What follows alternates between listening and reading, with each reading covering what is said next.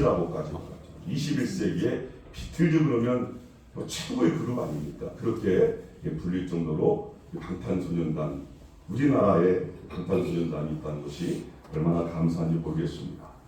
여러분, 저희가 선교지에서 그게 사람들을 만나는데, 특별히 제가 이제 이슬람의 가장 한복판에 있다 보니까 와하비즘이 발생한 곳이다 보니까 너무 엄격하잖아요. 그래서 그곳에서는 여성들한테 말을 걸면 안 돼요. 그 특징은 남자가 여성에게 말을 걸 수가 없습니다. 그리고 대부분이 심한 분들은 눈만 내놓고 다녀요. 손까지도 장갑을 까만 걸로 머리부터 발까지 까만 걸로 다 쓰고 다니고, 아바야를 입고 다니고 손에 장갑까지. 그러니까 그런 여성들한테 말을 건다는 건 있을 수가 없는 일이겠죠. 반바지도 못 입어요. 반바지도. 저희 아들이 그 쇼핑몰에 반바지 입고 왔다가 무타와 종교경찰이 와갖고 나가라고 쫓겨났거든요. 그럴 정도로 그 더운 50도가 되는데도 반바지도 못 입습니다. 그러니까 그리고 그들은 뛰는 문화가 아니에요. 절대로 뛰질 않아요. 뛰는 게 있을 수가, 통으로 된 옷을 입기 때문에 그들은 뛸 수가 없습니다. 그런 문화 속에 있었기 때문에 여러분, 그들을 만나서 얘기하고 뭐 그들과 같이 식사하고 이런 게 너무 어렵거든요. 그런데 저희 집사람이랑 같이 저희가 아이키아라고 하는, 이키아라고 그러죠. 거기에 뭐 볼 게 살 게 있어서 가봤는데 갑자기 다른 것도 아닌 여성분이 우리한테 와갖고 말을 거는 거예요. 말을 걸면서 저희한테 한국 사람이냐고 그러더라고요. 그렇다고 그랬더니 혹시 강남 스타일 아니냐고. 뭐 지금은 이제 방탄소년단이겠죠. 그거 아니야 그러면서 너무 반가워하면서 자기 집으로까지 초대를 하더라고요. 그래서 저희는 진짜 이 방탄소년단, 그 당시는 우리 싸이죠, 강남 스타일 이것 때문에 현지인 집에 초대 갔어요.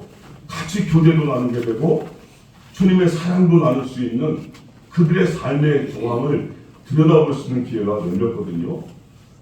야, 여러분, 정말 저는 그러면서 정말 그분들에게 감사할 수밖에 없었습니다. 아, 이분들이 미리 길을 닦아놨구나. 그럼 동남아시아 가보면요, 한국 사람들 다 좋아해요.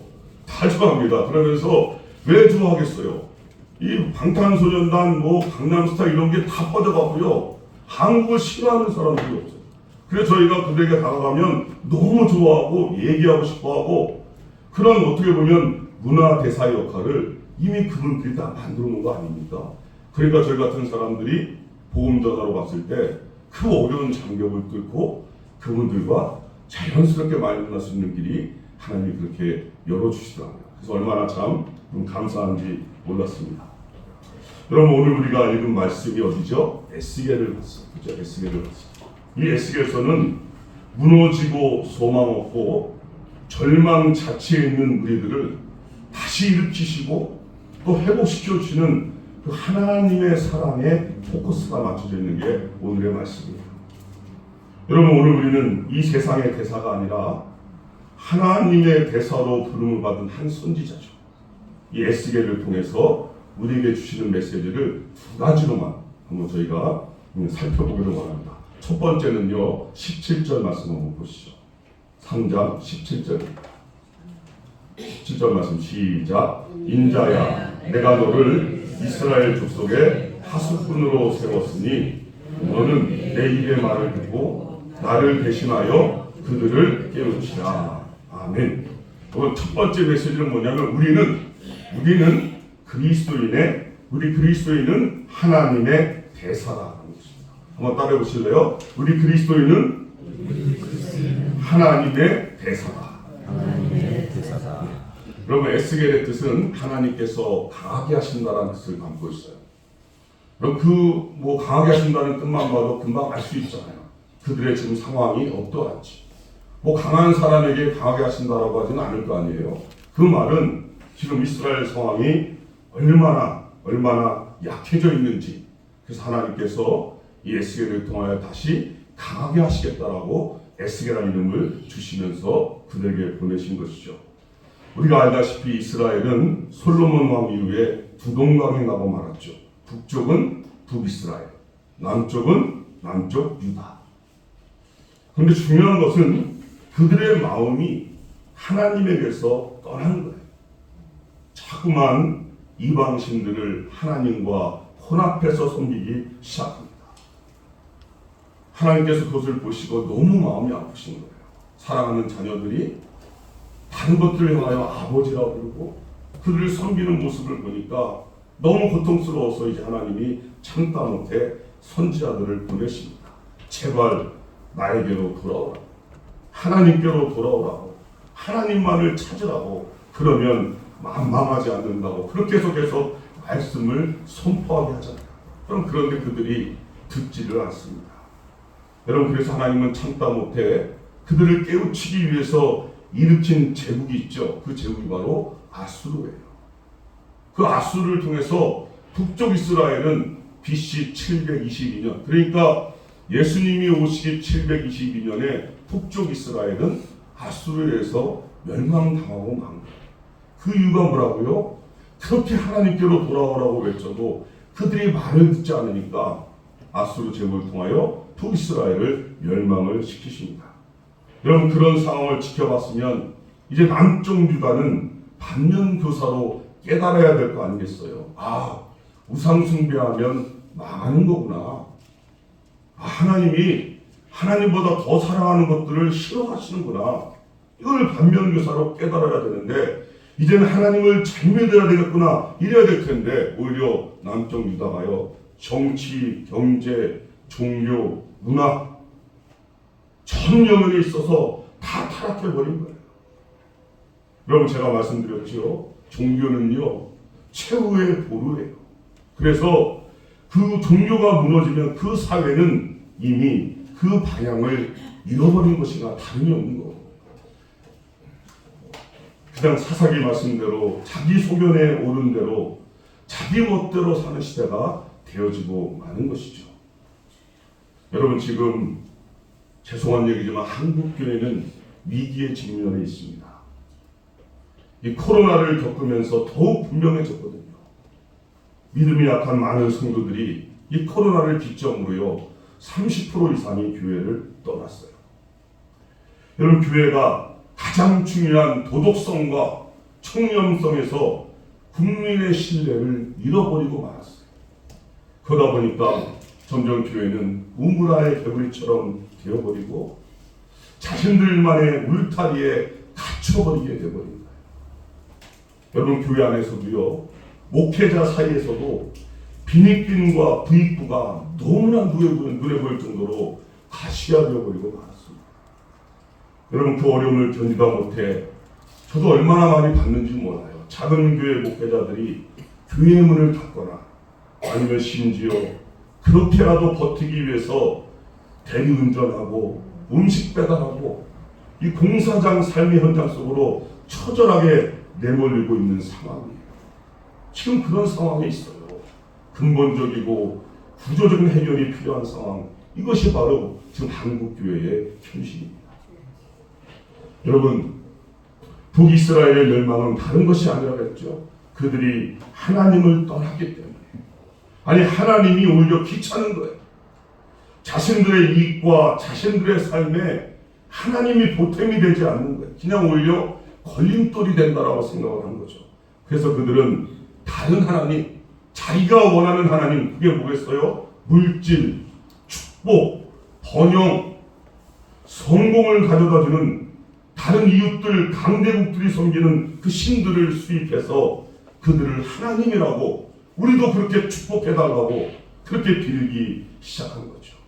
그러니까 망할 수밖에 여러분 없는 거 아니겠습니까? 여러분, 우리 그리스도인은 세상의 방법으로 성공하고 형통하는 것이 절대로 축복이 될 수가 없는 거예요. 여러분, 남의 눈에 피눈물을 흘리게 하고 속이고 사기치고 거짓으로 축적된 그 부와 성공은 하나님께서 주목하고 계십니다. 그러니까 여러분, 우리 그리스도인은 그리스도인답게 살면 되는 거 아닙니까? 좀 가난해도 괜찮아요. 좀 손해봐도 괜찮은 거예요. 때로는 좀 억울함을 당해도 괜찮지 않나요? 여러분, 왜 그렇다고 그랬죠? 다른 게 아니에요. 하나님이 살아계시잖아요. 그 하나님이 다 보고 듣고 계신 줄로 믿습니다. 여러분, 그래서 성경은 절대로 우리에게 복수하라고 그러지 않아요. 우리 보고 원수 갚으라고 하지 않아요. 그 말이 뭐겠습니까? 하나님께서 결국 다 알아서 해결해 주시겠다는 약속의 말씀이죠. 우리가 할 일은 뭐예요? 그 하나님께 맡기면 되는 거예요. 여러분, 다른 사람을 미워하고 증오하고 그게 뭐라고 해서 그 순간 우리 안에는 돌덩어리를 놓고 사는 거예요. 이게 얼마나 힘든 감정인데요. 편할 수가 없어요. 그 부분을 하나님께 맡기면요, 얼마나 자유롭습니까? 그죠? 마음 뚫리는 거 아니겠어요? 얼마나 그러면 하나님 앞에 그분들을 올려드리면 하나님이 하나님의 때에 하나님의 방법으로 하실 줄로 믿습니다. 힘들어도 어려워도 뭐라고요? 용서하고 축복하고 사랑하는 것밖에는 없는 줄로 믿습니다. 이것이 하나님의 나라예요. 이렇게 사는 것이 바로 그리스도인의 삶인 줄로 믿습니다. 여러분, 제가 선교에 대해서 만 4년 사역하고 저희 집사람의 건강에 문제가 생기고 저희 둘째 아이의 문제가 생겨서 할 수 없이 어쩔 수 없이 한국에 올 수밖에 없었어요. 그런데 한국에 오니까 안식년을 가져야만 치료가 되는데 안식년을 받고 치료하려고 하다 보니까 교회에서 그것이 허락이 안 되는 거예요. 여러분, 교회에서 저를 그래 살 수 없이 후원을 중단하더라고요. 그런데 여러분, 얼마나 억울해요. 복음을 위해서 생명 바쳐서 죽기 살기로 사역을 했는데 그러다가 부인이 아프고 자녀가 아파서 치료받기 위해서 왔는데 저에게 돌아온 건 뭐예요? 후원이 중단되고 살아갈 길이 막힌 거예요. 여러분, 저를 좋아하는 사람들도 있었거든요. 저를 지지해주는 사람도 있었거든요. 그분들이 저와 함께 그 교회에 얼마든지 그 교회를, 그죠? 다른 소리를 내면 문제를 일으킬 수 있었던 상황이었거든요. 그런데 여러분, 그 교회에서 어떻게 해결한지 아십니까? 저를 부르더라고요. 불렀더니 전 교인 앞으로 저를 앞으로 나오라고 나왔더니 저에게 팻말을 하나 만들어줘요. 공로패. 그러면서 저는 선교를 그만둔 적도 없는데 이제 김원식 선교사가 한국에서 목회합니다. 그거 주더라고요. 저 목회도 안 하는데. 여러분, 얼마나 억울하겠어요. 그런데 여러분, 아무 말 하지 않았습니다. 그냥 그거 받고 조용히 혼자 떠났습니다. 왜요? 누가 보신다고요? 하나님을 보십니다. 여러분, 그들 제가 죽었나요? 굶었나요? 아니잖아요. 하나님은 또 다른 사람들을 통해서 저를 선교주로 보내시고 후원을 이끌어 주시고 그렇게 하나님의 역사를 이루어가는 것을 보게 하셨거든요. 여러분, 하나님을 보십니다. 우리가 나설 필요 없어요. 하나님이 하시는 것. 이게 바로 우리가 그리스도인이 가는 길인 거예요. 절대로 교회를 무너뜨리고 교회를 분리시키고 교회를 분열시키는 그 일에 여러분 참여하지 마세요. 하나님 기뻐하지 않습니다. 여러분, 남유다가 타락해도 너무 타락했어요. 그렇게 선지자를 보내도 말을 듣지 않아요. 그래서 눈물의 선지자 예레미야, 여러분, 그가 어떻게 외칩니까? 구덩이에 갇히고 13년 동안 멍에로 줄을 매고 그렇게 외쳐댄 거예요. 아니, 이 정도 되면 말을 들어야 되는데 그래도 말을 듣지 않아요. 결국 어떻게 됩니까? 여러분, 남쪽 유다를 위해서 하나님께서 깨달으라고 일으킨 나라가 바로 바벨론 제국이잖아요. 그 바벨론 제국을 통해서 지금의 이라크 지역 아닌가요? 하나님께서 그들을 침공하게 하시죠. 싸움이 되질 않아요. 여러분, 그들이 점령하고 처음에는 자비를 베풀었어요. 1차로는 포로민만 잡아봤습니다. 여러분, 그때 잡혀간 사람이 그 유명한 다니엘, 그리고 다니엘의 세 친구들이 그때 끌려갔거든요.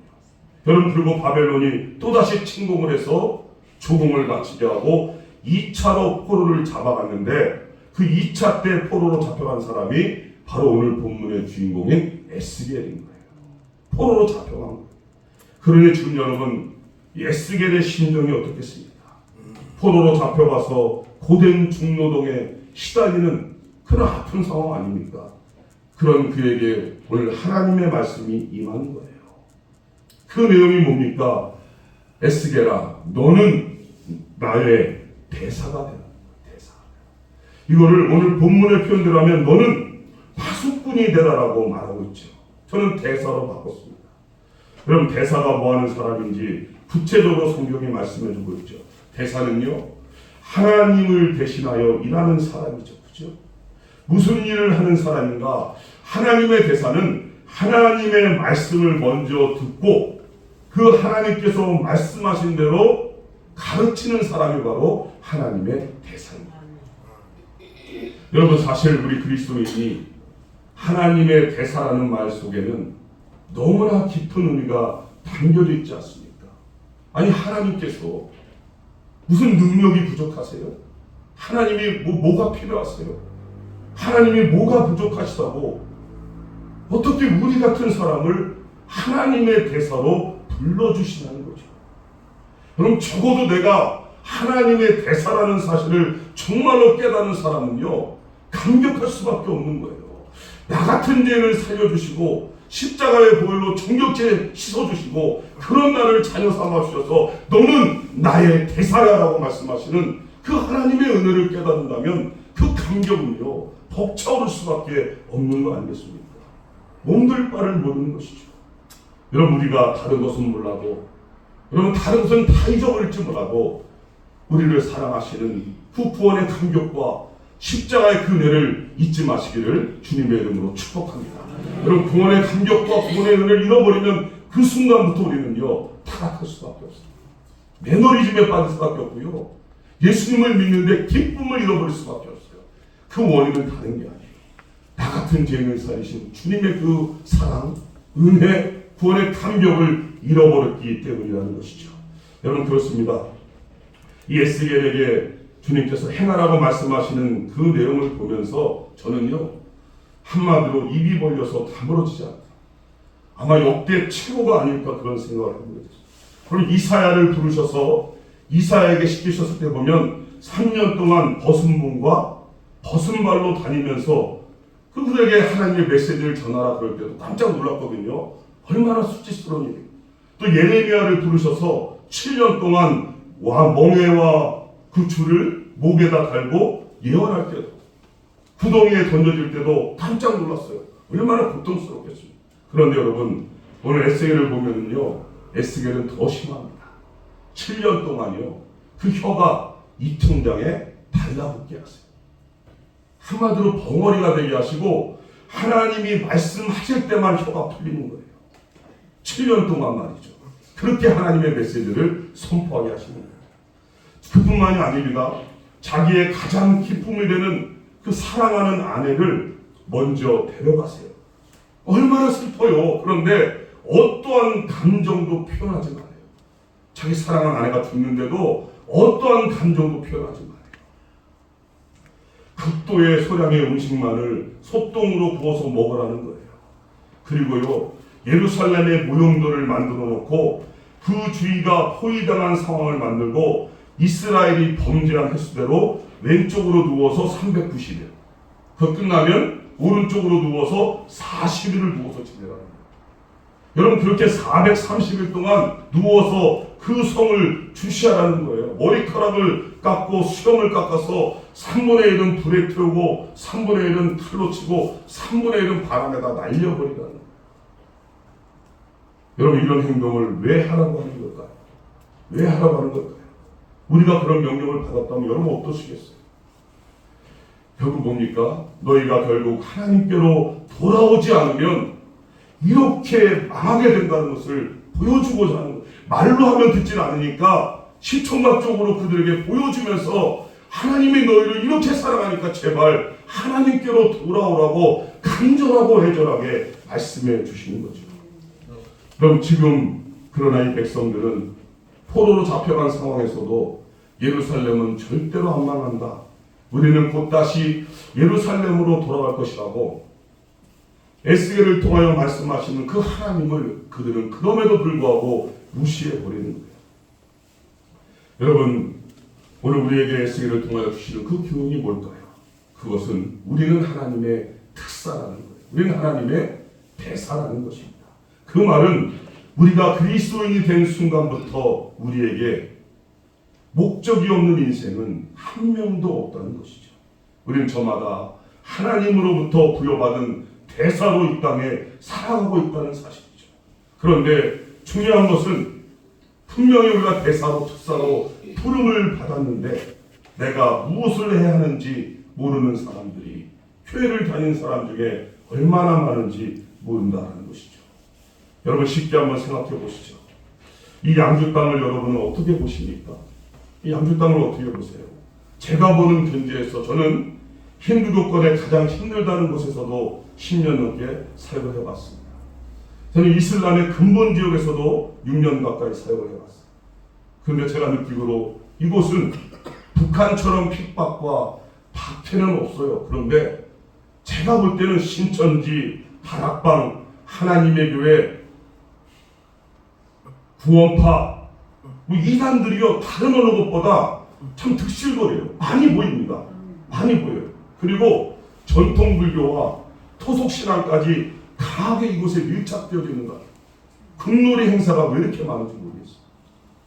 여러분 그렇기 때문에 이 땅에 복음 전파가 당연히 안 될 수밖에 없죠. 한마디로 복음 전파 중에 오지 중에 오지가 바로 우리가 속해 있는 이 땅으로 저는 보이더라고요. 여러분 우리의 삶을 그렇게 해석해야 되는 거 아닙니까? 다른 것도 아니고 이 힘든 복음의 불모지에 이 양주 땅에 하나님이 우리를 그리스도이라는 이름으로 보내신 줄로 믿습니다. 아멘. 작은데요. 여러분 자의적으로 왔든 또는 밀려서 왔든 우리가 어떻게 이곳에 왔든 그 속에는 하나님의 간섭하심이 있는 줄로 믿습니다. 그러니까 우리가 지금 이 자리에 있는 거예요. 그렇다면 우리로 이 땅에 머물게 하신 그 이유가 무엇일까? 한 번쯤은 생각해 볼 때가 된 거 아닌가요? 여러분 이것이 어쩌다 우연히 이루어진 건 아닐 거 아니에요. 하나님이 그런 분은 아니시잖아요. 여러분 그것을 적어도 이곳에 있는 동안 깨달으시기를 바랍니다. 그리고 이제는 하나님의 대사로서의 삶을 살아야 되겠죠. 여러분 그렇다고 하나님이 우리에게 에스겔처럼 그렇게 혹독하게 시키시지는 않잖아요. 그러나 여러분 우리의 삶 속에 크고 작은 종류의 아픔과 고난이 우리에게 있지 않습니까? 그런 것을 통하여 이 길을 끝까지 하나님께서 지금 가게 하시는 거죠. 여러분 우리가 주님으로부터 들어야 할 마지막 음성이 뭘까요? 여러분 어떤 음성을 듣고 싶습니까? 다른 것이 아니죠. 저는 이거 같아요. 원시가 네가 잘했다. 원시가 너 잘했어. 착하고 충성된 종이야. 여러분 이 한마디면 되는 거 아니겠습니까? 잘했다. 착하고 충성된 종아. 이 음성을 다 들으시는 그리스도의 대사가 되시기를 주님의 이름으로 축복합니다. 오늘 에스겔을 통해 주신 또 한 가지 메시지는 우리가 본문을 읽지 않았지만 우리 에스겔 37장 10절에 있는데요. 그것이 뭐냐면 그리스도인은 회복된 하나님의 군대다라는 거. 한번 따라해봅시다. 회복된 하나님의 군대다. 회복된 하나님의 군대다. 네, 우리 그리스도인이 누구라고요? 회복된 하나님의 군대. 여러분 일전에 제가 한 영상을 봤어요. 참 세상에 이런 병도 다 있구나라는 것을 그 영상을 보면서 알게 됐거든요. 무려 그 확률이 2천만 분의 1이에요. 알려지기로는 우리나라의 어린아이 중에는 거의 한 명밖에 없는 식이질병이랍니다. 그 병명이 프로제리아. 뭐 소아조로증 뭐 그렇게 하더만. 그 병은요 사람이 노화하는 속도가 정상인에 비해서 7, 8배, 많게는 10배까지 된다. 그래서 거의 수명이 20세를 넘기는 사람이 없고 보통 15세 정도가 거의 평균 수명이랍니다. 우리나라에 그 한 명 있는데 그 학생 이름이 홍원기라는 학생입니다. 지금 17살쯤 된 것 같아요. 그래서 그 드라마 다큐를 보다 보니까 그의 소원이 뭐냐면 과연 20살이 나에게 올까? 여러분 10대밖에 안 된 소년의 그게 몸의 나이는 80대보다 넘었다는 거예요. 그런데 이 병에 걸린 그 홍원기 군의 아버지가 다른 사람이 아닌 또 목사님이라는 목사님. 여러분 얼마나 많이 기도했겠어요? 그 아이가 5살 때 이 병에 걸린 것을 알게 되었답니다. 그 당시에는 도저히 이 사실을 받아들일 수가 없어서 사실 하나님 앞에 욕이 나올 정도로 힘들었고 정말 절망의 상황이었다는 거죠. 그 누구의 말도 아무런 위로가 되지 않는다는 거예요. 그런데 그 아이를 바라보니까 얼마나 불쌍해요. 그렇게 살아가는 아이의 남은 하루하루가 너무나 귀하고 소중한 거예요. 그 다큐멘터리를 보니까 이 아이가 20살이 되면 무슨 말을 해주고 싶습니까? 그러니까 자기가요 옷을 벗고 팬츠만 입고라도 뛰어다닐 수 있다는 거예요. 감사하다. 하루하루의 삶이 너무나 귀중하게 다가왔다는 거죠. 어떻게든 그래서 이 아이와 함께 하려고 한 거죠. 어떻게 하면 이 병을 치료할 수 있을까? 할 수 있는 것은 다 해봤다는 거예요. 미국까지도 다녀왔지만 거기서도 해결을 볼 수가 없었다는 것입니다. 여러분 그러다가요 자신의 아들 원기와 같은 병을 앓고 있는 아이들이 또 있다는 것을 알게 됩니다. 다른 나라에 있다는 것을 알게 되면서 그 자체만으로도 위로가 되기 시작했다는 거죠. 그러면서 서로에게 힘이 되고 격려가 되는 것을 깨닫게 되면서 사랑하는 아들과 함께하는 이 시간이 얼마나 소중한지를 이제는 배우게 되었다는 것입니다. 여러분 그래서 지금은 아시아의 이 병으로 같이 고생하는 사람들 약 200명가량이 될 것으로 보는데 그들을 어떻게든 찾아내고 또 도와주고 같이 고통과 슬픔을 나눔으로 치유하고 싶은 그런 꿈, 그런 비전을 가지게 되었다는 것이죠. 그래서 아시아 프로페리아 재단을 설립해서 그 비전이 거기까지 나아갈 수 있는 비전을 꿈꾸게 되었다는 거 아니겠습니까? 여러분 그렇습니다. 고통과 아픔이 회복되니까 치료되니까 그대로 멈추는 게 아니라 주님의 능력으로 쓰임받는 주님의 군대가 되는 줄로 믿습니다. 이건 가르쳐주는 거예요. 여러분 그리스도인에게 절망은 절대로 끝이 아니에요. 우리에겐 그 다음이 반드시 있습니다. 여러분 그것을 열어주시는 분이 바로 우리 주님이신 줄로 믿습니다. 여러분 에스겔의 지금 상황이 뭐예요? 한마디로 절대 절망의 상황. 소망이요 1%도 없습니다. 그 주님이 지금 보여주시고 있는 거예요. 지금 이스라엘의 영적인 상태가 남유다의 상태가 완전히 심히 마른 뼈가 되어버리고 만 거예요. 그 어느 곳에도 살아날 흔적조차 없는 마른 뼈의 골짜기가 부대를 이룬 거예요. 그것도 수도 없이 많은 것이죠. 여러분 그런 에스겔에게 하나님의 명령이 떨어집니다. 이 마른 뼈를 향하여 이렇게 대언하라는 것이죠. 주 여호와께서 말씀하시기를 내가 생기를 너희에게 들어가게 하리니 너희가 살아나리라. 너희가 살아나리라. 여러분 그래서 에스겔이 하나님의 말씀에 순종해서 대언을 하거든요. 너희가 살아나리라. 그랬더니요 사방에서 막 이 뼈 적도가 들어맞기 시작하죠. 그 뼈들이 연결되기 시작하죠. 그 뼈에 힘줄이 생기죠. 살이 오르죠. 가죽이 덮이는 거예요.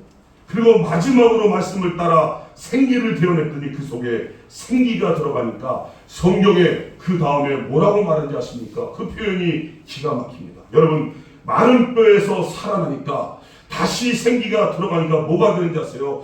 큰 군대가 되었다라고 말하는 거예요. 군대가 되었다는 것입니다. 여러분 이것이 우리에게 주는 의미가 무엇일까요? 여러분 우리에게 절망이 없다는 것이 아니죠. 살면 살수록 느끼지 않습니까?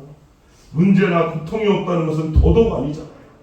그러나 우리 그리스도인은 그것이 어떠한 종류의 문제이든 그 해답은 오직 한 가지, 누구요? 오직 예수인 줄 믿습니다. 그분만이 우리 인생의 해결자요, 우리의 모든 상황을 회복시키시는 하나님의 능력인 줄 믿습니다.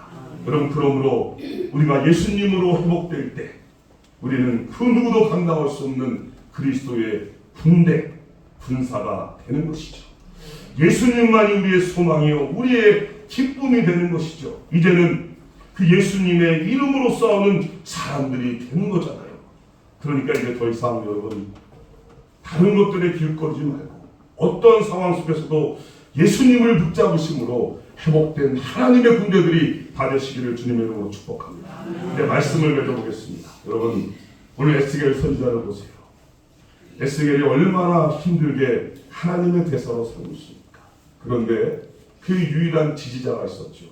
자신을 이해해주고 받아주고 격려해주는 사람 누구죠? 아내잖아요.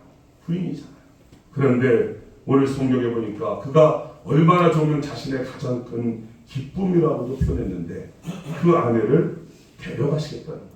아니 하나님께서 데려가셨어요. 여러분 그런데 더 힘든 것이 뭡니까? 그토록 사랑하는 아내의 죽음 앞에서도 대성통곡을 해도 모자랄 판인데 그 슬픔의 감정조차도 보이지 말라는 거예요. 슬퍼하거나 울거나 눈물을 흘리지 말라는 하나님의 명령이 임하는 거예요. 여러분 저는 묵상하면서 어떻게 이런 행동들이 가능할까? 아니 에스겔은 어떻게 이런 상황들을 극복하며 순종할 수 있었을까? 너무 고통스럽잖아요. 여러분 그러면서 알 수 있게 된 것은 한 가지예요. 에스겔이 이렇게까지 힘든 일을 극복하면서 하나님의 대사로 순종하며 감당할 수 있는 이유는 다른 것이 아니구나. 에스겔이 하나님의 마음을 알았던 거예요. 하나님의 마음을 정말로 본 거예요. 하나님의 마음을 깨달은 거예요. 하나님께서 그렇게까지 이스라엘을 더 깊어 보면 선택된 하나님의 자녀들인 우리들을 하나님이 이렇게까지 사랑한다는 그 사실을 깊이 있게 깨닫게 되니까 그러니까 가능해지더라는 거예요. 자신의 터질 것 같은 아픔과 고통 속에서 그 마음이 바로 이스라엘을 향한 우리를 향한 하나님의 마음, 하나님의 사랑이라는 것을 깨닫게 되니까 그것을 극복하게 되더라는 것이죠. 여러분 놀랍게도 그 사랑하는 아내가 죽은 날 예루살렘에서 도망쳐 나온 사람이 에스겔을 찾아옵니다. 그리고 바벨론이 예루살렘을 완전히 포위한 소식을 전하는 거예요. 그가 선포한 대로 말씀대로 이루어진 것이죠. 여러분 우리는 오늘 에스겔을 통하여 두 가지를 봤습니다. 우리는 하나님의 대사. 우리가 하나님의 대사라는 사실을 잊고 살아서는 안 된다는 것이죠. 잘했다 착하고 충성된 종이라 그 말씀을 들어야 되는 것이죠. 또 한 가지는 우리가 바로 회복된 하나님의 군대라는 사실입니다. 여러분 그런 의미에서 우리의 절망과 고통은 오히려 그 자체로 절대로 끝나는 것이 아니죠. 하나님의 그 크신 사랑을 그 은혜를 더 깊이 있게 깨닫게 되는 하나님의 통로가 될 줄로 믿습니다. 그렇게 부름받은 이 땅에서 하나님의 대사로 회복된 그리스도의 군사로 마음껏 하나님의 영광을 위하여 살아가는 우리 모두가 되시기를 주님의 이름으로 축복합니다. 기도하시겠습니다. 하나님 사랑합니다. 그리고 감사합니다. 하나님 우리가 무엇이라고 우리를 그리스도의 대사로 이 땅에 심어주셨는지 하나님 그 은혜만 생각하면 어떻게 그 하나님 앞에 나 같은 죄를 살려주시고 오늘도 십자가에서 모든 피눈물을 다 쏟아부어 주시면서까지 내가 너를 이렇게까지 사랑하신다는 그 하나님의 사랑의 음성 앞에 우리가 어떻게 하나님 감사하지 않을 수 있겠습니까?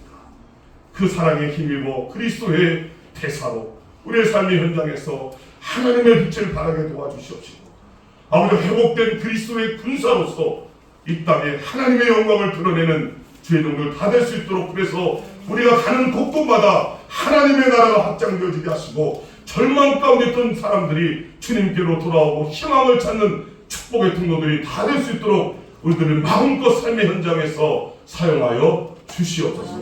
예수님의 이름으로 기도드리옵나이다.